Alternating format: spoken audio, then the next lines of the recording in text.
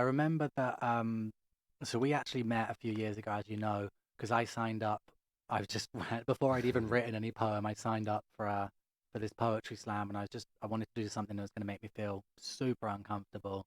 So I signed up for this competition, and I was like, I didn't know what was to expect, and then yeah, it was exactly that. It was 3 minutes, and then I think there was eight judges in the audience. Five. Five was It's it? five, yeah. Oh yeah, five judges and eight performers was what Hmm. it was.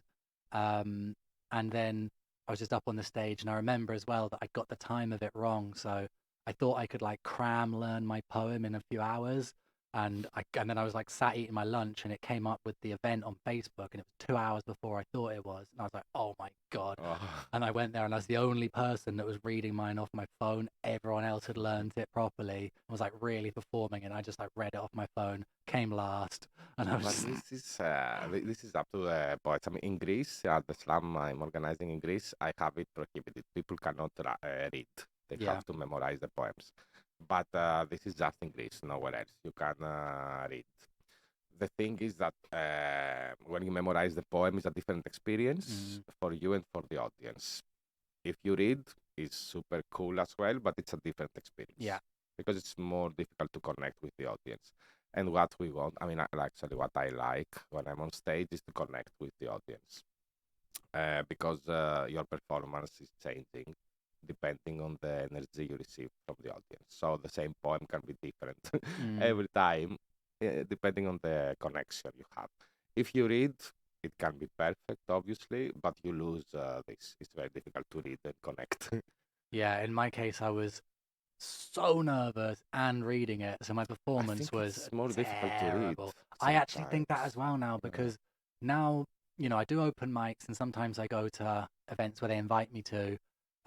But at the open mics, sometimes if I've just finished a poem, I'll read it, just for the practice of like seeing how it sounds out loud. But it is way harder reading it. yeah, that's what I do actually. In It's open so mics, hard normally I read. because like there are some people who are naturally really good at it and they can read and then they look up at the audience, they Yeah, can read, they look up and I they look can't. around. But for me, if I'm reading it, I'm concentrating on reading it, and that's that. Whereas if you do learn it and you know it well, then it gives you that freedom to Exactly. be kind of, not that I'm particularly good at the performance side of it, but you at least you can see the audience. Well, usually you can't even see them that much because the lights are so Yeah, bright, they're but you blinding can you. But feel them. you can at least look around and you can feel it. And when Hmm. people are laughing, you can stop and you get that sense more. And it is because I suppose the three different categories you get, and I only found this out recently, the difference between poetry and spoken word. And now I know it's super obvious. Spoken word is spoken word, and poetry is written for the paper usually.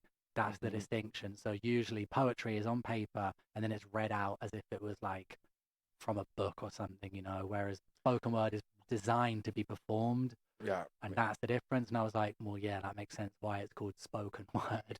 But then yeah. slam is like the competitive version. Slam is the competitive, and it's there are rules and it's tournament. Then you have in your mind, oh my god, if I win, I can go there and this biggest event or whatever. And it shouldn't be like that actually. But yeah, it's a normal way of human beings. So it's like yeah. If you're gonna go actually abroad, the easiest way is to win slams. Yeah. Well, I think it just, it, I mean, I know that some people, they're against the competitive side of it because they're like, Yeah, art shouldn't be competitive. And I totally understand that point. But then I also totally understand human nature. And it's yeah, like, we are competitive. And it's also when you put yourself forwards and you do something super personal and uncomfortable for most people, like at least at first when you're not used to it, it's difficult releasing that emotion out. And obviously, you get a few claps, that's rewarding. You win a poetry slam competition, super rewarding. It's mhm. feedback for the hard work you've put in, and it's natural. But at the same time, it doesn't mean that if you become last, that you weren't good. You know what I mean? Because it's like these five people judging you. Maybe these people they wanted to listen to love poems this day, so somebody who did a super good love poem wins, and then next day the judges they want to listen to social or political poems, and this person would be last. So it's not like it doesn't mean that you are the best if you win No, a slap. 100%, 100%. Because part of it, I suppose, is writing for the audience, writing something that's going to be universally liked, which is a different skill. It cannot be universal. I mean, even this now that I have the experience, I mean, maybe you have a masterpiece here, like in Barcelona, everybody loves it, and you go in Spain and this super poem, and then you go and perform this poem in London, and they're like, oh my God, that's just it. Yeah. So yeah, it depends where you live, what are the struggles at this period in this country. So because you write about this stuff anyway, or even, I mean, if I do here a poem for, and the theme is like LGBTQI plus themed, based. If I do it here, people will be like, okay, but here it's not that problem, you know. But if I do it in Greece or somewhere that people are struggling more there, it will be like, oh my God, wow. Mm, That's what I mean. It depends where you live, what you live, and what you write, and you can go somewhere else in this poem. Or people from Africa now at the World Cup. I mean, actually, the champion is from South Africa, but because the poem, I think, it was like it had like super strong stuff inside, but general as well. But people who were just talking just for the struggles in Africa. Just I mean, the Europeans couldn't realize what's happening. I mean, they cannot feel it. They cannot empathize so much. mm, So this poem there is perfect, but in Europe maybe it's not that. Not that it's not perfect, but people cannot enter. yeah, yeah. They cannot, feel like you feel in